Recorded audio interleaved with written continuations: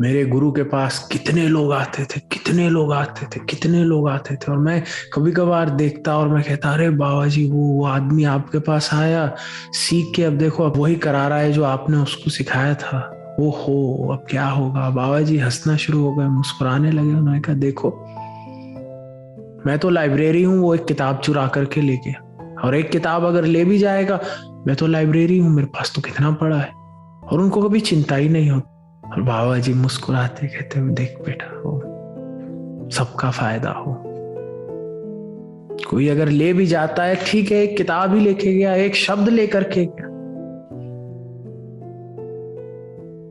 और मेरा काम तो है शिव योगियों को ज्ञान देना। और ये चीज मैंने भी सीखी, और मैंने ये जाना कि जब तुम उस अनंत से जुड़े हो, फिर जो कोई भी तुम्हारे साथ चलेगा उसका भला है,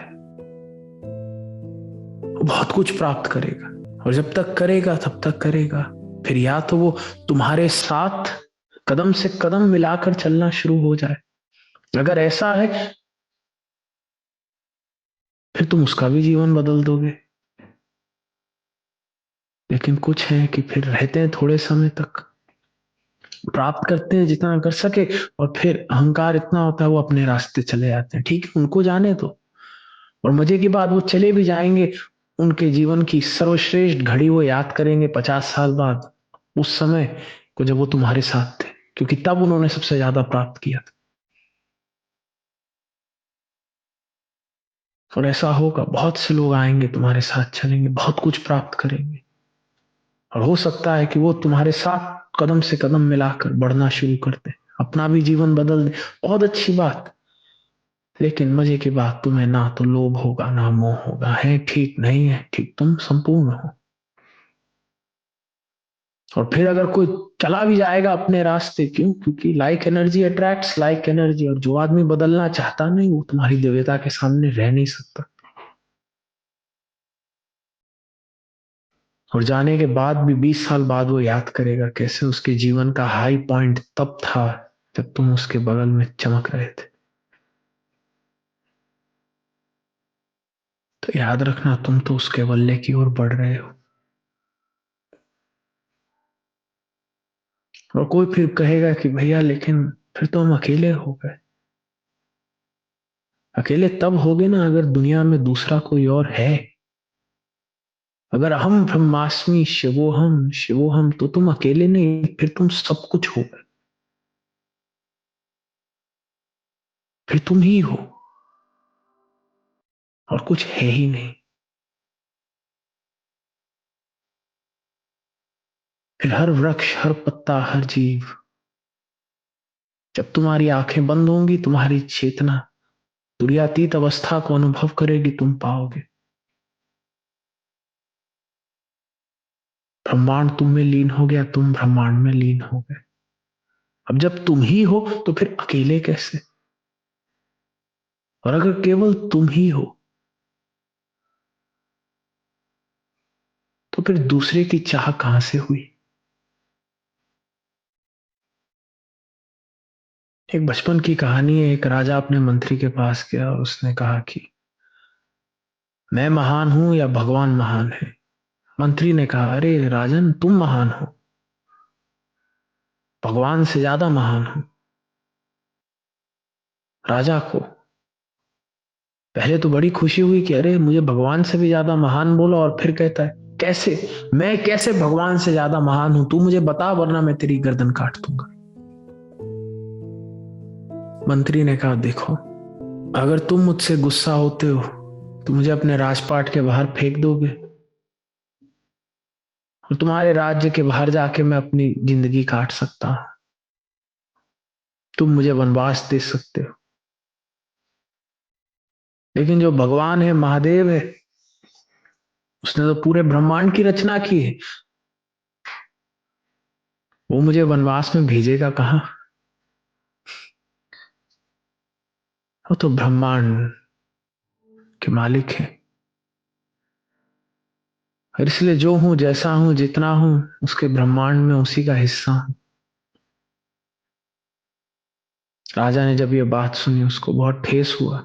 अपने अहंकार पे, और वो समझ गया मंत्री उसे क्या सिखाना चाहता था। उसी प्रकार से जब तुम शिवयोगी हो, तुम अकेले नहीं, तुम सब हो, तुम सब कुछ हो गए। अब जिस क्षण तुम्हारी आंखें बंद है, तुम साधना में लीन हो, फिर तुम सब हो। और जब भेद खत्म हो गया तुम में और तुम्हारे महादेव में, फिर उत्पत्ति सहज हो जाती। और तब उत्पत्ति की भी एल्केमी बदल जाती है, क्योंकि तब उत्पत्ति दिखावे की नहीं, तब उत्पत्ति कोई और मायना रखती है। तब तुम खुद सोचो कि भगवान ने जब ब्रह्मांड बनाया तो उन्होंने ये सोच के कि अरे दुनिया क्या कहेगी मेरे ब्रह्मांड को देख के। और सनातन में तो तुम्हारे सिद्धों ने तुम्हें पहले ही सिखाया कि महादेव नर्तक हैं और तुम उनका नृत्य। जब तक वो है तुम होगे, तुम उनसे हो, भगवान तुम्हारे साथ है।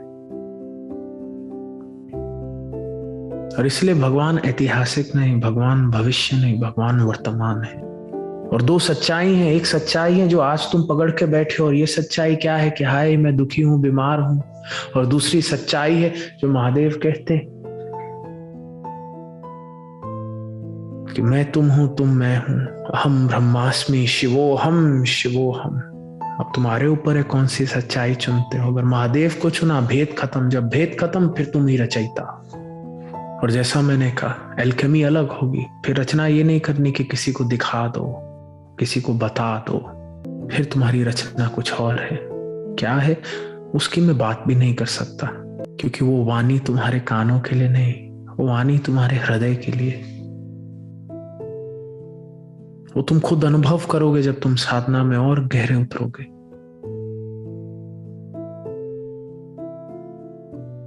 और इसलिए एक शिव योगी का ब्रह्मांड छोटा होता है, छोटा होता है, छोटा होता है, और फिर एकदम से बिग बैंग, फिर हम ब्रह्मास्मि शिवोहम शिवोहम। और कहने का मतलब क्या, तुम जहां हो, जितने हो, काफी हो। तुम जहां हो, अपने गुरु के ज्ञान से और उनके तप से तुम शक्ति रखते हो उसी स्थान को ज्योतिर्लिंग बनाने के लिए। तुम जहां हो वहां द्वार खुल सकता है। तुम जहां हो वहीं शक्ति का प्रवाह होगा। तुम जहां हो वहीं शिवयोग समाधि को तुम चखोगे। लेकिन तुम्हें चुनना है। अगर तुम मुझ में और अपने बीच एक भेद बना करके रख दोगे, या अपने और अपने गुरु के बीच एक भेद बना दिया, और भेद भी तुम ही चुनते हो कि जब तक गुरु का हाथ सर पे नहीं पड़ेगा तब तक कुछ नहीं लूंगा। तुमने ही भेद बनाया, तुमने ही ये नियम बनाया। किसने कहा कि गुरु का हाथ सर पे पड़ना चाहिए, फिर तुम कहो कि जब तक नजर नहीं पड़ेगी। ये भेद तुमने बनाया, गुरु नहीं बना रहा। ऐसे कितने भेद है तुम लेकर के बैठते हो, और महादेव कहते हैं भेद तिरस्कार हो। कभी ना कभी तो उस भेद को तुम्हें त्यागना होगा ना। मजे की बात, जब तुम गुरु के पास आते हो, मेरे पास आते हो, तुम भेद लेकर के आ रहे हो। और जो दिव्यता है वो कभी भी तुम में कोई भेद नहीं देखती, क्योंकि वो तैयार बैठी है तुम्हें स्वीकार करने के लिए। लेकिन तुम्हारे भीतर भेद है, लिखे पढ़े सीखे। तो महादेव ने कहा तुम्हें लगता है तुम सोच रहे हो, तुम नहीं सोच रहे। अभी तुम्हारे विकार सोच रहे हैं। तुम्हें लगता है तुम मांग रहे हो, तुम मांग ही नहीं रहे। अभी तो तुम कठपुतली हो, डोर किसके हाथ में न जाने कौन। और पहले तुम्हें मुक्त होना होगा। और जब मुक्त होगे तब तुम्हें वो प्रेम दिखेगा, वो गहरा प्रेम जो तुम्हारे गुरु तुमसे करते हैं। और फिर तुम पाओगे